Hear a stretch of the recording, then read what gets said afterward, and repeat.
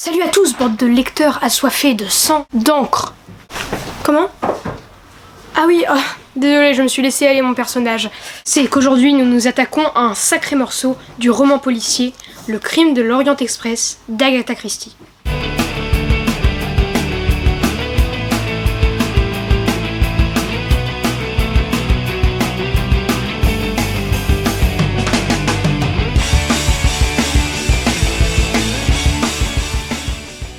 Hercule Poirot est en vacances et prend le fameux Orient Express.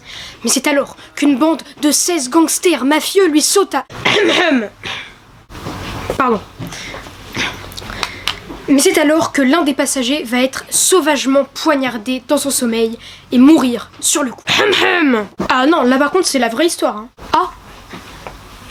Bah désolé. Quelle sauvagerie! 12 suspects. Un seul coupable. Poirot trouvera-t-il ce dernier? La réponse après la pub. Je doute beaucoup de l'efficacité de cette blague.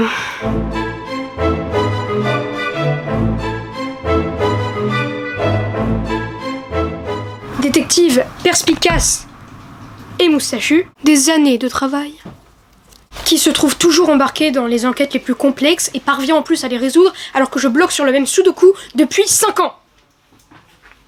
Zut à la fin. Les passagers de l'Orient Express sont très nombreux, donc je vais aller plutôt vite. Tout d'abord, la victime, un riche homme d'affaires, Ratchet. Ensuite, les suspects. Tout d'abord, le colonel Arbuthnot, Mrs. Debenham, le comte et la comtesse Andrény, McQueen, Masterman, Foscarelli, Hardman et Pierre Michel, ainsi que mesdames Dragomirov, Schmidt et Hubbard.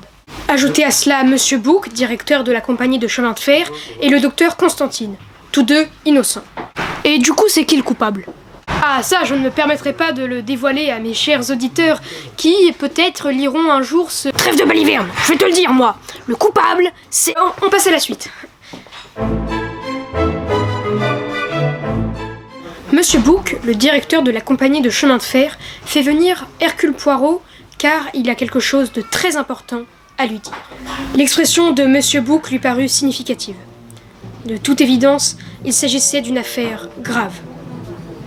Que se passe-t-il? Demanda Poirot. Bien des choses. D'abord, cette neige, cet arrêt, et... Il fit une pause. Le conducteur du wagon-lit poussa un soupir. Eh bien, et après? Un voyageur a été assassiné cette nuit, acheva Monsieur Bouc. Un voyageur? Lequel? Un Américain, un nommé... Il consulta les papiers posés devant lui. Ratchet. C'est cela, n'est-ce pas, Ratchet? Oui, monsieur, répondit le conducteur. Poirot observa l'employé. Il était blanc comme un linge. Faites asseoir cet homme, dit-il, il va tomber en syncope. Le chef de train recula et le conducteur s'écroula sur la banquette, enfoncant son visage entre ses mains. Voilà qui est sérieux, dit Poirot. Certes, un meurtre constitue toujours un affreux événement. Mais cette fois, les choses se compliquent. Il se peut que nous soyons retenus ici pendant des heures, voire des journées entières. En outre, dans la plupart des autres pays, des représentants de la police montent dans le train. En Yougoslavie, personne ne se dérange, alors vous comprenez. En effet, cela n'améliore pas la situation, observa Poirot. Elle tournera peut-être au tragique, déclara Monsieur Bouc. Ah, jugement du coupable? Bon, ça suffit, oui. Désolé. Bon, c'est génial. Agatha Christie s'affirme ici comme reine du roman policier, du suspense et des enquêtes. Hercule Poirot est définitivement l'un des meilleurs personnages de la littérature anglaise et mondiale, et sûrement le meilleur détective du monde. Oui, je sais. Merci. Et puis la complexité et l'intelligence de l'affaire pleine de retournements, enfin... Bon bref, c'est génial.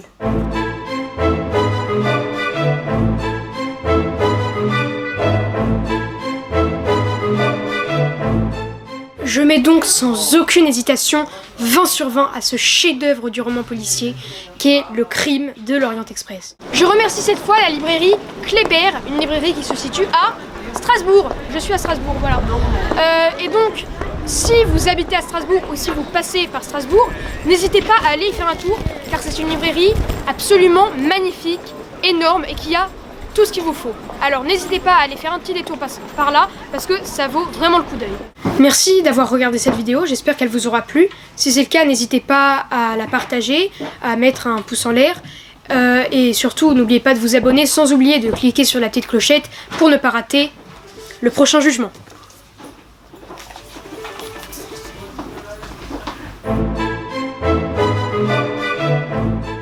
Je suis tout émoustillé par tant de violence, de sang et de barbarie.